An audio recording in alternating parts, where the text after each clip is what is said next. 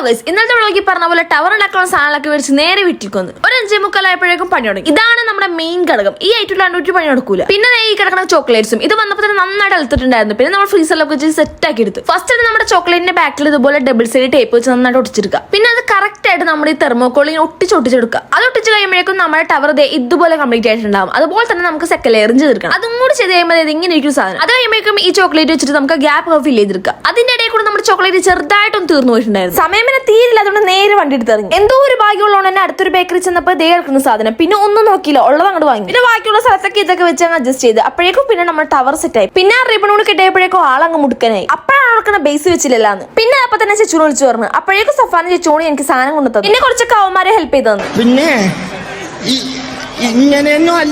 Correct ഒരു 7 മണി ആയപ്പോഴേക്കും നമ്മുടെ വർക്ക് കംപ്ലീറ്റ് ആയിട്ടുണ്ടായി. അപ്പൊ ഇതാണ് എന്റെ ഫൈനൽ ലുക്ക്.